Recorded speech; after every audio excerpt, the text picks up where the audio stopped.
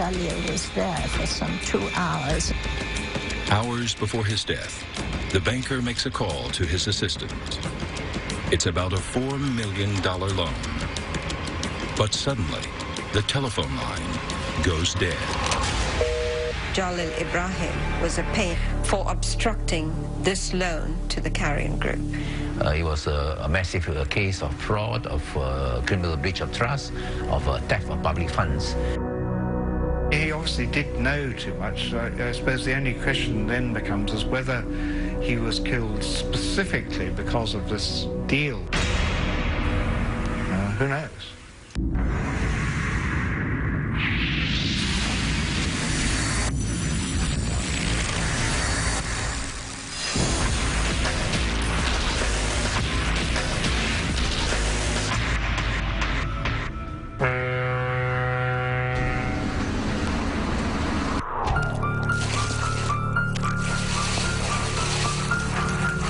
On the morning of 19th July 1983, an old woman makes her way through a banana plantation on the outskirts of Hong Kong.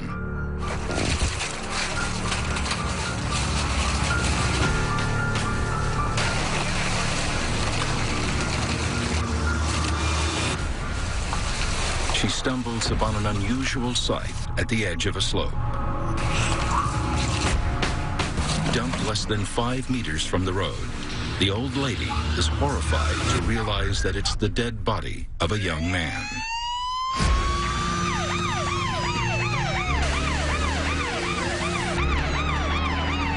It's quite dark by the time police get the call and make their way to the new territories near the Chinese border.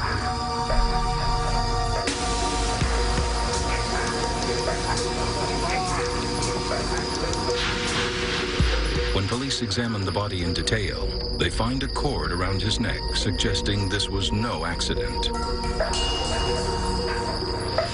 Rita Gomez, an investigative journalist with the Reuters, remembers the coroner's observations that evening.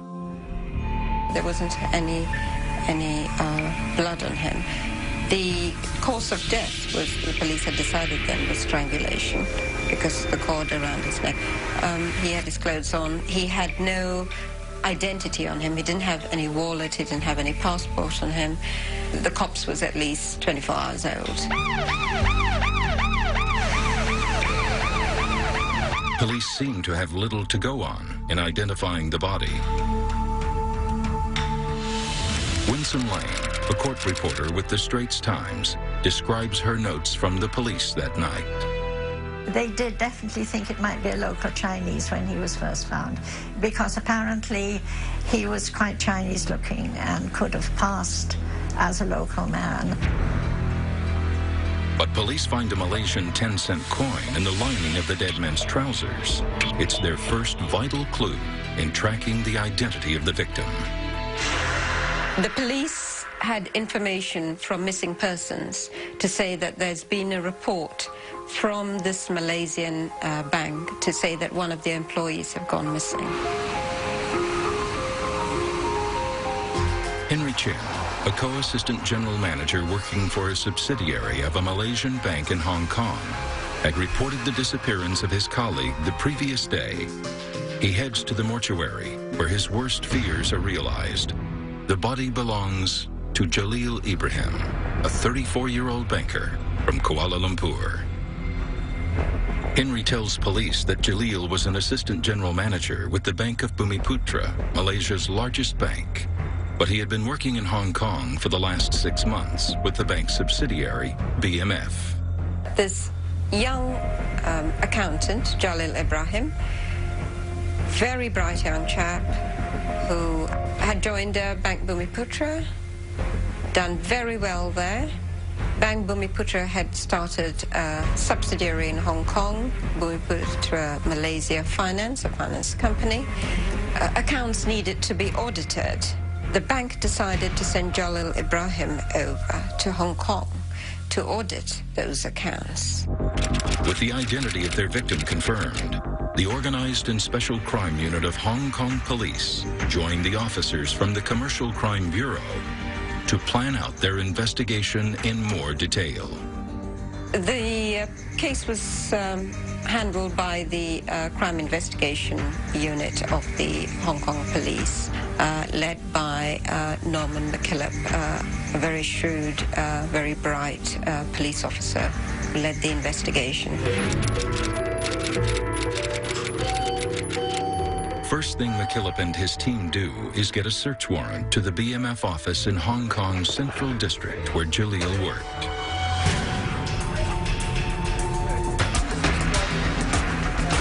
Over the next few hours, the detectives search the office, but they're unsure of what to look for that might relate to the murder of Jalil Ibrahim.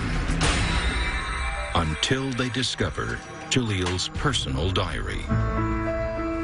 As McKillop leafs through the pages of the current month, he finds an appointment penciled in with a well-known Malaysian businessman for 18th July, 1983. The same day, Jalil went missing. He told his assistant, I'm going to the Regent Hotel to meet this person, but no name was given. His colleague, Henry Chen, confirms that on the same day, Jalil got a call in the morning.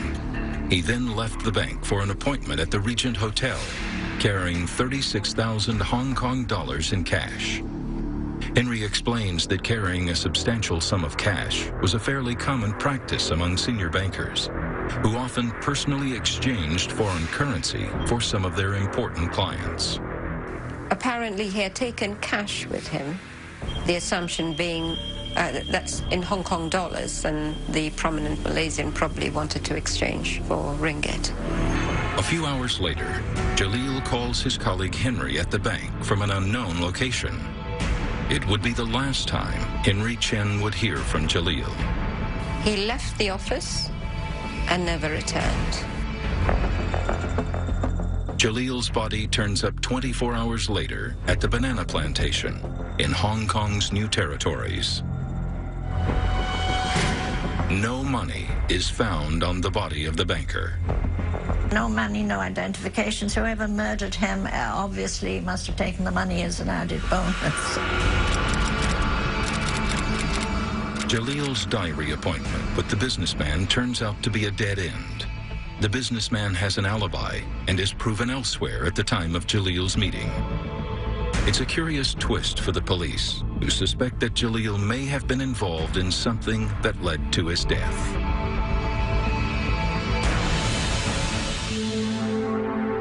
McKillop's team then heads to the Regent Hotel, which is now the Intercontinental in Kowloon, to see if they can place Jalil at the hotel the day he disappeared. There's an outside chance that Jalil may have actually come to the Regent for a meeting as mentioned in his diary. Police also have their own suspicions about the white cord, believed to be the murder weapon found at the crime scene. It could be a belt from a hotel bathrobe. The police took the bathrobe cord back to the hotel.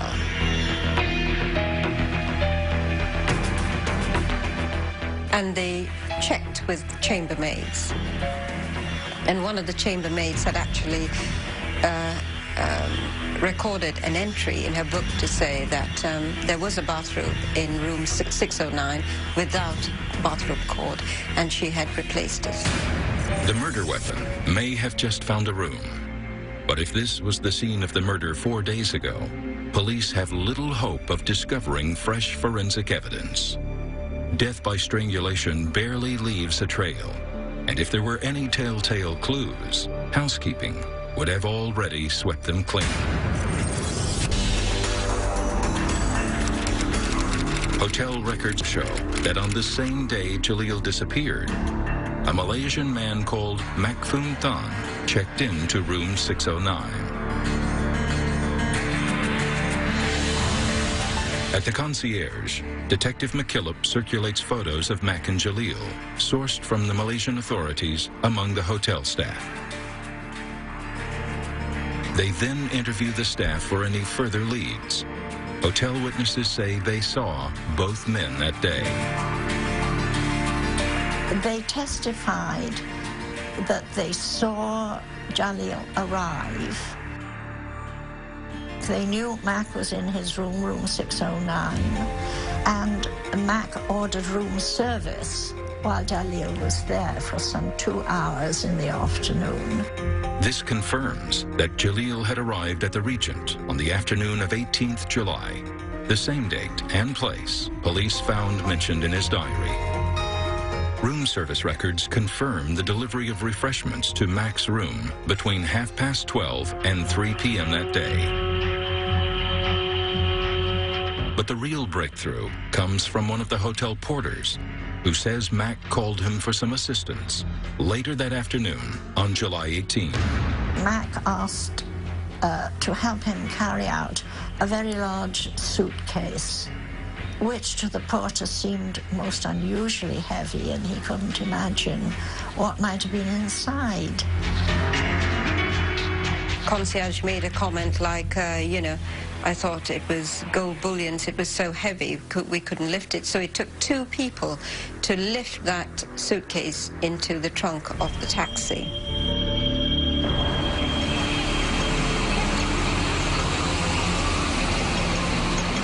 The detectives managed to track down the taxi driver. Everyone seems to remember the man with the heavy suitcase. He said a little Chinese man with a very heavy suitcase at a car hire firm. And the police then went on and investigated there and found that, yes, a car was hired. They discovered that Mac had booked the car in his name and deposited a copy of his passport with the car rental agency. Detectives believe that the contents of the suitcase was not gold bullion, but the body of Jalil, and that he switched from a taxi to a car in order to dispose of the body at the banana plantation. The Hong Kong police cast the net out for Malaysian national Mac Foon Thong.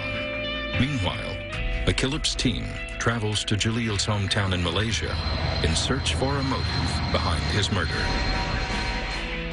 60 kilometers south of Kuala Lumpur, in the small town of Seremban, Jalil's family home is in mourning. Jalil is survived by his wife, Rusnui Ibrahim, and 4 children. The oldest is 6 years old, while his youngest son is barely 6 months. Rusnui recalls that a day before Jalil disappeared, he had returned to Hong Kong after an unusually long 10-day leave. He had come home to be with his family and celebrate Hari Raya, a Malaysian festival. He told me 10 days, I was very happy.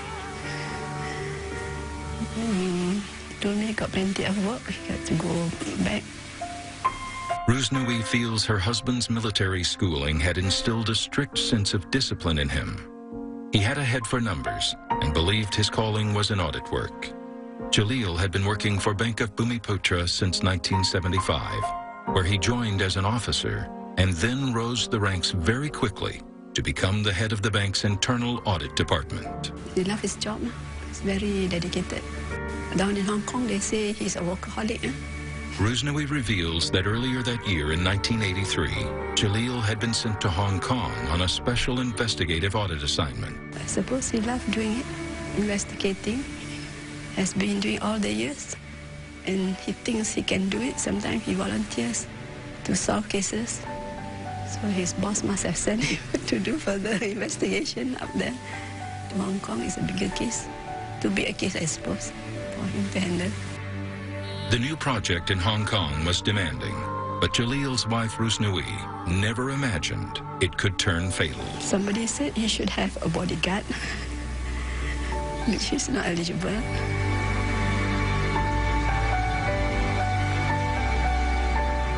Journalists who had interviewed his wife and family in Malaysia had disclosed that he was concerned and he was worried about his personal safety and the predicament he finds himself in.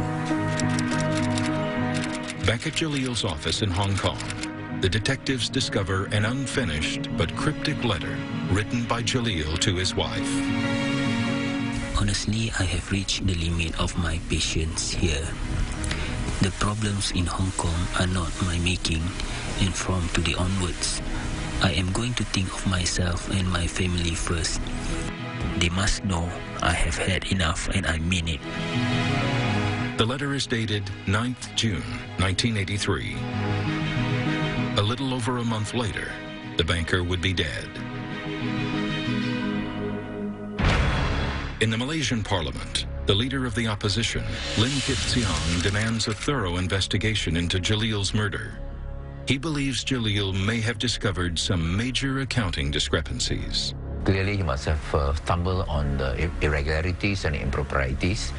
And from that letter to his family, which was unfinished, it was discovered by the police. It was a cry of despair at interferences with his duties. The police now have their own auditing to do.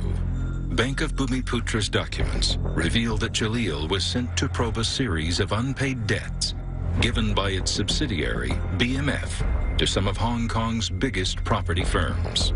It appears that the banker was particularly worried about the subsidiary's lenient lending practices towards one premier customer in Hong Kong, the Carrion Group. Jalil seemed to have discovered that BMF had not only overlooked certain discrepancies in the paperwork for the Carrion loans, but also risked the parent bank in Malaysia by lending enormous sums of money to Carrion without securing legitimate assets. He went through the accounts and he couldn't link the paper trail, and he realized that the loans were going to one specific company. There was no documentary approval of some of the loans, which he was wary about. With the mention of the Bank of Bumiputra and Hong Kong's property firm, the Carrion Group, Jalil's murder gets the financial papers interested. The Bank of Bumiputra, Malaysia's largest bank, was originally set up by the Malaysian government in 1966 to help disadvantaged Malay entrepreneurs. Far from disadvantaged, the Carrion Group was once one of Hong Kong's 10 largest public companies, specializing in the property market. In a short span of time, the company rose swiftly, surprising many in Hong Kong. In 1981, it diversified its business and was worth more than $1 billion. Philip Bowring, a financial journalist, explains how in the early 80s, the Bank of Bumiputra lending got controversial when it began investing in ethnic Chinese companies like the Carrion Group through its Hong Kong subsidiary, BMF, to capitalize on Hong Kong's property boom. This all occurred at a time when Malaysia was fairly flush with cash from the oil boom, the second oil shock, 79 really through to 82. The money has to flow somewhere. In Hong Kong, it flowed, as usual, into property, into stock market. We had all these new foreign banks in particular who would out and they loaned money, often to people that they didn't know much about. Detectives are now convinced that Jalil's murder is clearly related to the questions he raised while auditing BMF's accounts in Hong Kong. But they cannot connect the dots until they find Mak Foon Thong, the man Jalil spent his last few hours with. I did see a photograph of Mak, which reminded me, he was a small man. He was, I think, quite Chinese looking, and he had a beard. He was in his early 30s, I think it was 32 or 33. Very young looking, fresh face. Police discover Mak is a small-time Malaysian businessman who travels frequently between Hong Kong and Malaysia. He is said to have a wife in Hong Kong, who has an apartment at the Mayfair Gardens in Tsing Yi. The detectives suspect this is where Mak may be in hiding, and they prepare for a surprise raid. But a newspaper story leaks the information about the raid on Mak's apartment. It ruins the police's plans. With the element of surprise lost, McKillop's team rushes to Mak's house.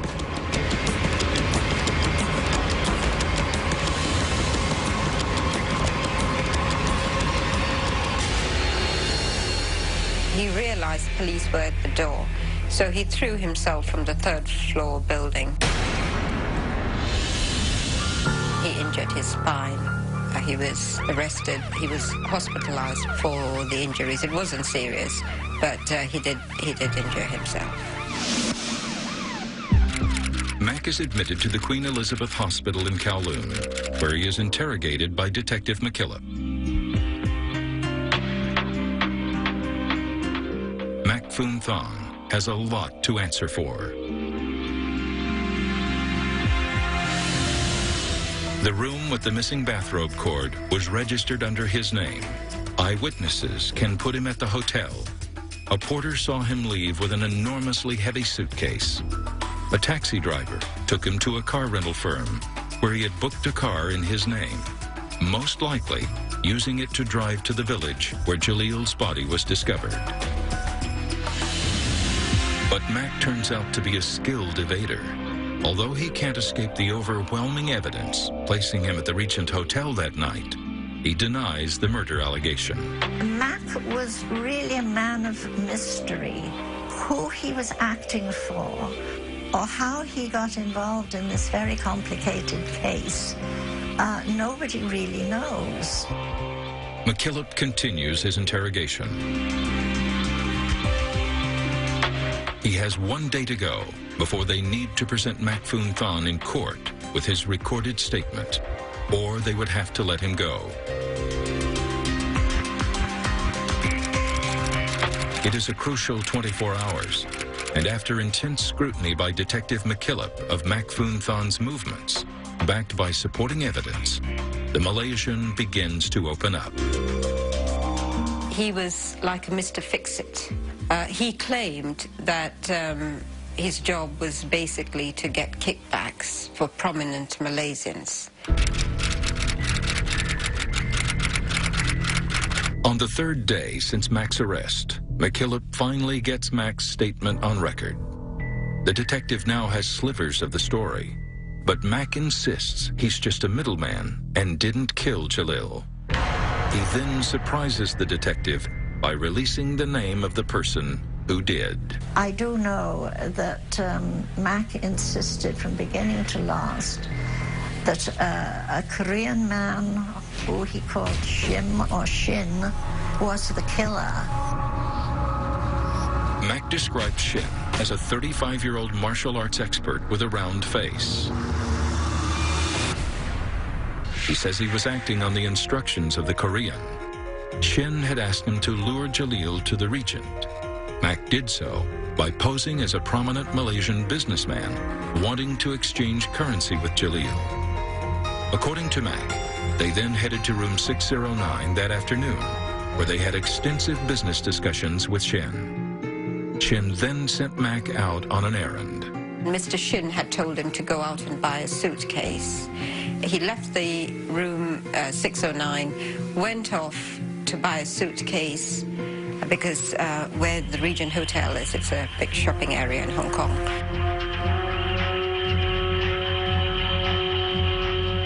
It is the turning point in the interrogation. Detective McKillop believes that if Mac was instructed by Shin to buy a suitcase, then he clearly knows more about the murder than he's admitting to. McKillop probes some more. Mac Phoon Thon eventually confesses that he knew Shin was going to kill Jalil in that room. By the time he had come back, Jalil Ibrahim was dead and lying on the floor. And he helped Mr. Shin get this body into the suitcase. So he said he admits to helping Mr. Shin dispose of the corpse, but he had nothing to do with the murder. 72 hours after Mac is arrested, he is charged with the murder of Jalil Ibrahim before a magistrate in the hospital's custodial ward. Although Mac Phoon Thon was charged with murder, McKillop is not entirely convinced he has evidence for a conviction. Mac's story is full of holes. There is no motive and no information on the man known as Shin. McKillop's team immediately starts looking for the Korean hitman. Finally, on April 16, 1984, the Hong Kong Supreme Court opens the murder trial of Jalil Ibrahim. At first, the local press did not show much interest in this murder trial. It was just one Malaysian killing another, so why should Hong Kong people be interested? It takes 9 months of investigation to complete what began as a routine homicide case. Instead, the police uncover a dark tale of lies, corruption, fraud, and cold-blooded murder set against the backdrop of one of Hong Kong's biggest bank scandals.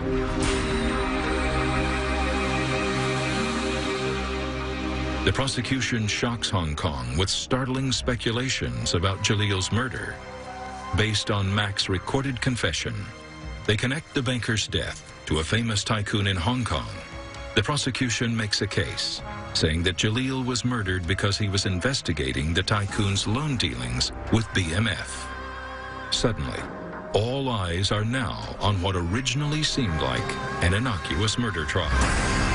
We had journalists from around the world at this trial because they realized it was the biggest financial collapse in the Far East. The prosecution alleges that the Malaysian Mak Foon Thon was not the real murderer, but a Hong Kong-based business tycoon was the man behind the murder. This revelation stuns the court and the media. Prosecuting counsel Mr. Anthony Duckett told the court that when Mak was arrested, he made a 24-page statement to police in which he alleged that the killing of the victim, Jalil Ibrahim, was ordered by Mr. George Tan, CEO of the Carrion Group. George Tan was a Singaporean Chinese entrepreneur and every Hong Kong banker's favorite success story. His company, the Carrion Group, gained public attention in 1980 with the incredible buying and selling of the famous Gammon House building within the span of 4 months. The group is known to have pocketed a staggering profit of 500 million Hong Kong dollars on the trading of this iconic commercial property, now renamed as the Bank of America Tower. A flamboyant character, much loved actually, because he was a really jolly chap. He is quite a convincing man. You could see people are taken in by him. Even, you know, the best of financial brains in Hong Kong. George Tan built his billion-dollar empire in less than 3 years and diversified from property trading to shipping, insurance, taxi fleets, and restaurants. He ruled his empire from the heart of Hong Kong Island in Wan Chai, where he chose to set up his headquarters, the Carrion Center. But as the company expanded its business, the sources of income got more and more ambiguous. Yeah, Carrion was, certainly created a high degree of mystery about where its money came from. Then by late 1982, Carrion's financial situation seemed shaky.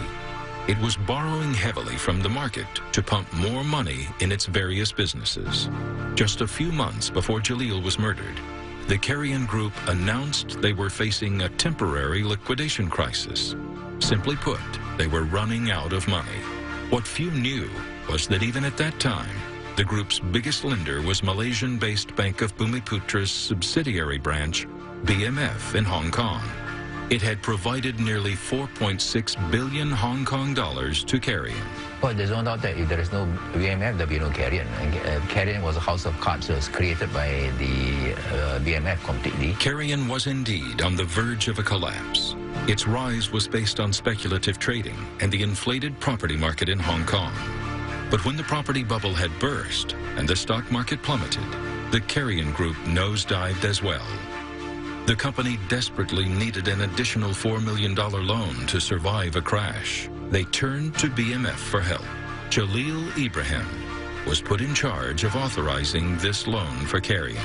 There was a very key loan that needed to be made by BMF, by which some companies connected to George Tan would get funding and therefore make it look as though Carrion's situation was better than it was.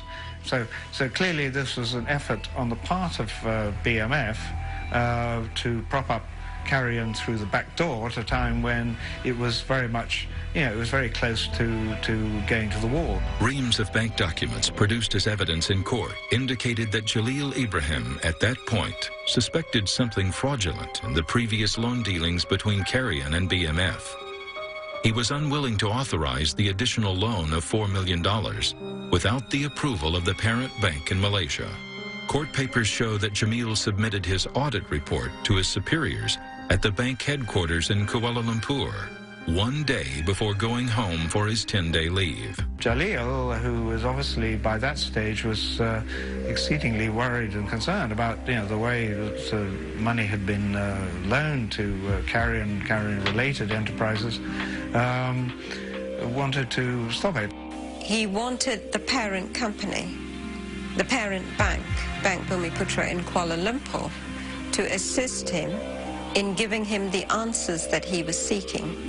So he was waiting for those answers to all these huge loans that were given out. And sadly, before he got any confirmation, any sort of answers for the questions he had posed, he was murdered. Over the next 40 days, around 75 witnesses and 62 exhibits are presented in court to a 7-member jury. The fatal turn of events that led to Jalil's murder slowly begin to emerge. Prosecutors say that on the morning of 18th July 1983, Jalil Ibrahim left his office at the Admiralty Center to meet a Malaysian businessman at the Regent Hotel. Jalil had no idea the meeting was a hoax and that he was walking into a trap. A little after midday, witnesses saw Jalil meet Mac at the lobby.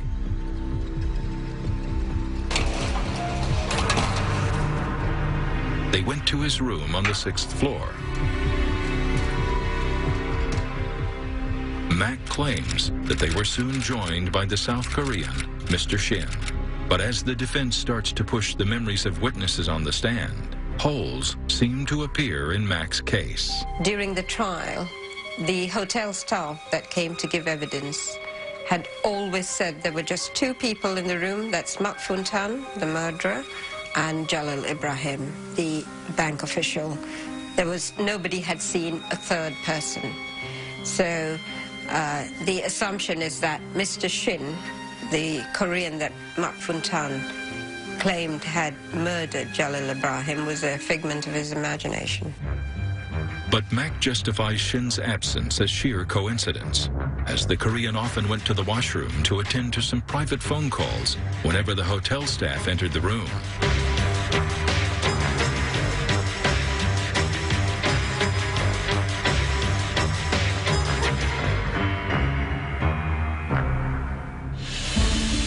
Jalil's colleague, Henry Chen, who was the last person to hear Jalil alive, is a scared and reluctant witness in court. He reveals that on the day Jalil went missing, he had unexpected visitors. They were allegedly BMF's premier customers from the Carrion Group, who had personally arrived at the bank to get a $4 million loan approved. Henry was reluctant to process the loan without his senior colleague, Jalil Ibrahim's approval. He requested the duo to wait for Jalil to return. On the stand, Henry Chen recounts how the Carrion representatives, George Tan and his colleague, were in a rush and claimed that they need the approvals within the next couple of hours.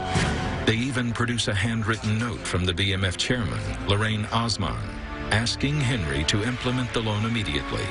But Henry was still hesitant to proceed. This is when Henry gets a call from Jalil. He explained the situation at the office and asked Jalil to return immediately.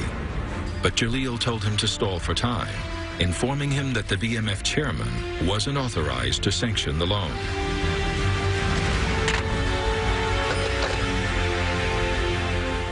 His assistant had given evidence in court to say that Jalil was holding up the approval of a loan because he was awaiting approval from the parent bank in Kuala Lumpur.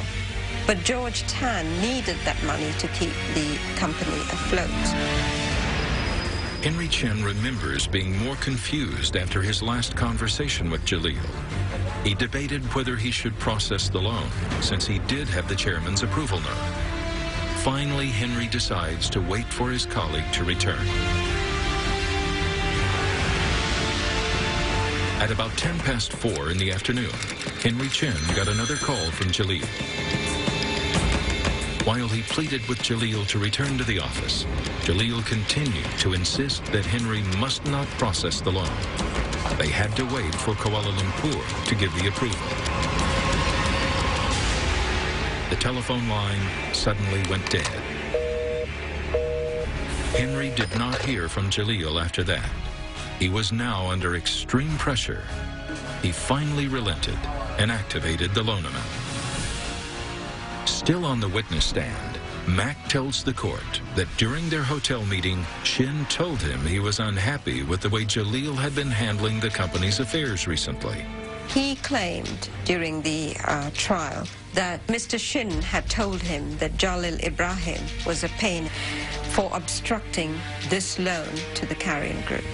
But it still remains unclear what happened in room number 609 between the time Mac left the room and came back with a suitcase. All accounts tally on at least one fact, however, that Mac Foon Than was seen leaving the hotel with a big suitcase. The suitcase was produced in court, the exact same suitcase, to show that it was possible for a body to get inside, and a rather well-built policeman was asked to get inside, which he did, and curl up, and then it was fastened over him.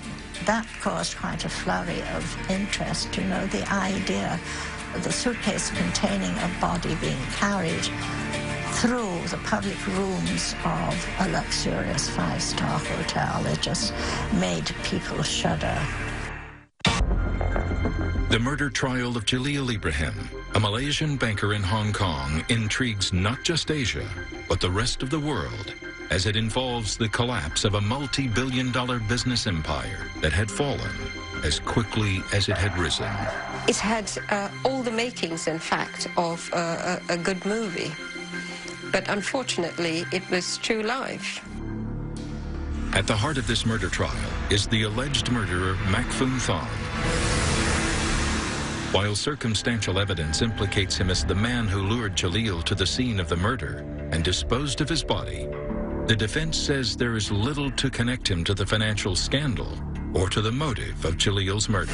He obviously did know too much. I suppose the only question then becomes is whether he was killed specifically because of this one deal which he was holding up, or whether there was a wider issue of he just knew by then too much about Carrion generally. And yeah, it may be a bit of both. Who knows? But Mac continues to plead not guilty. The defense projects him as the tragic fall guy and not the mastermind of the murder. He certainly wasn't at the heart of the plot. He was, he was an actor, but he wasn't, the producer of the event. Mac confesses that he was initially numb and then upset about finding a dead body in his room, but he didn't report the case, even though he had realized that if discovered, all the circumstantial evidence would lead to him. Instead, he helped in disposing the body, as he believed that if he didn't, the safety of his family and his life would be in danger. That is another strange factor in this case. Maybe somebody had offered him protection. Who knows? It's a case full of question marks, mysteries. Most of the circumstantial evidence found against Mac was based on his interviews with Detective McKillop in the hospital. But in court, Mac denies all allegations and claims that some of his statements recorded in the hospital were distorted. He had at one point said it was instructions from a man called George. The only George that surfaced, the name George that surfaced at the trial, was the owner and chairman of the Carrion Group that the bank lent so much money to. But he later denied that that was a George he was referring to. Adding to the intrigue of the trial, Mac's recorded statement never made it to court. The 24-page statement made by Mac, in which he implicated George Tan and I think even other people in Malaysia, had mysteriously disappeared. And to this day, nobody knows what happened to that statement. Mac subsequently denied everything he said in it. Everything except the involvement of the shadowy Mr. Shin. Mac's defense continues to implicate the Korean as the man who murdered Jalil Ibrahim.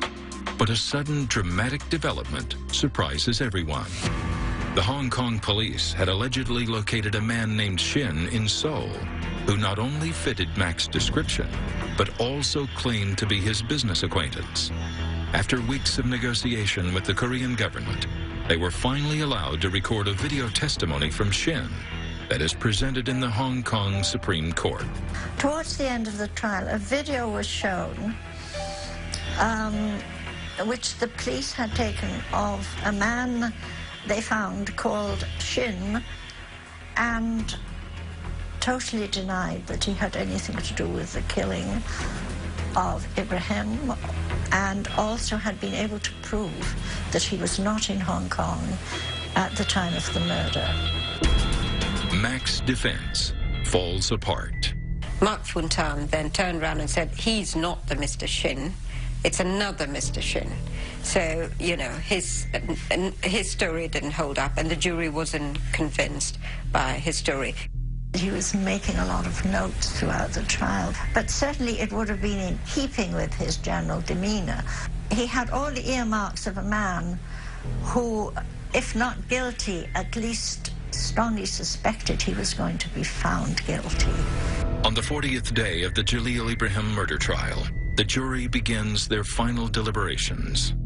The judge, Mr. Justice O'Connor, he told the jury that they do not need to look for a motive for the murder. If they are convinced that Mark Funtan had carried out the murder, that's sufficient. They do not have to link it to any reason as to why he would have done it. All of Hong Kong waits to hear the verdict. At the end, when the jury came in to announce their verdict, a colleague of mine on the press bench, a much older man who had seen many trials, said to me, when the jury come in, if it's a guilty verdict, they will not look at Mac, they will only look at the judge. If it's not guilty, they will look at him. And that's exactly what happened. Mac Funtan is found guilty of the murder of Jalil Ibrahim, and the unanimous verdict sentences him to death. When he was in prison, he received a lot of mysterious postcards saying simply, silence is golden. So it all adds up to the fact that he knew a lot that he was not telling.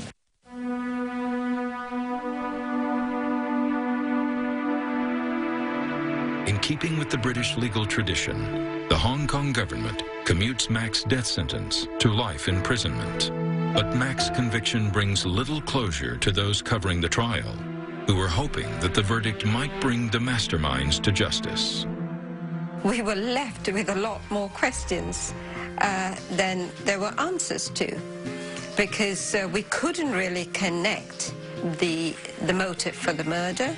It was clear to the court that there were other people behind him. He was being used, but he wasn't going to disclose who was using him. Legally, Jalil's murder is never linked to the Carrion Company or George Tan, as there is no direct evidence to suggest a link. The best efforts of Hong Kong police were unable to, to get beyond Mac, who seems to have, been prepared to serve his time. So at the end of the day, at the end of that trial, that murder trial, we were left with a body and the murderer, and that was it. But the murder of Jalil, the banker who knew too much, sparks a nationwide investigation into the misappropriate use of funds by the Carrion Group and its leading players. A court inquiry against George Tan and his associates begins in October 1984. Less than a year after Jalil's murder, the Carrion Group crashes with debts close to $1.2 billion. But it is not just the Carrion Group that is investigated. Anyone who had dealings with the company and its owner George Tan comes under intense scrutiny. The case becomes known around the world as the Carrion case and would go on to be the longest criminal case in Hong Kong judicial history, spanning 17 years at a cost of 210 million Hong Kong dollars.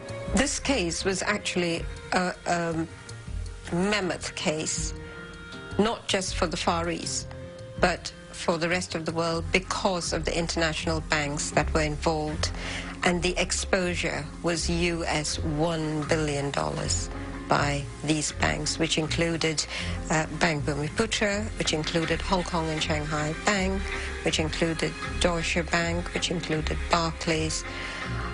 Everybody seems to have exposed themselves to this company because they believed this man.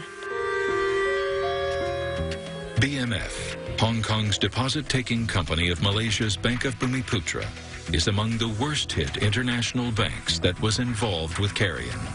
In a span of 2 years, they are shown to have lent the Carrion Group nearly $600 million in mostly unsecured loans. Some of the top BMF officials are also investigated by Hong Kong police. Lorraine Osman, a non-executive director of BMF in Hong Kong, is held responsible for malpractices between the bank and Carrion's loan agreements. Hashim Shamsuddin, the director of BMF, is thought to have received attractive consultancy fees paid into his own company by none other than George Tan. Both are charged with financial corruption. Lorraine and Hashim flee to London following the case. But in 1986, Shamsuddin is arrested and extradited to Hong Kong and sentenced to 10 years in prison. Lorraine Osman spends 7 years in the English prison system until finally being extradited to Hong Kong, where he serves only 2 months in jail. George Tan is brought to trial twice, in 1986 and 1992. In a case lasting more than 4 years, the charismatic George Tan, leader of the Carrion Empire, finally pleads guilty. He is charged with conspiracy to defraud, and in 1996 is sentenced to 3 years in Stanley Prison. It was the biggest financial scandal in the Far East. But unfortunately, all the trials that have not been able to establish the actual motive for the murder of Jalil Ibrahim. It was a massive case of fraud, of criminal breach of trust, of theft of public funds.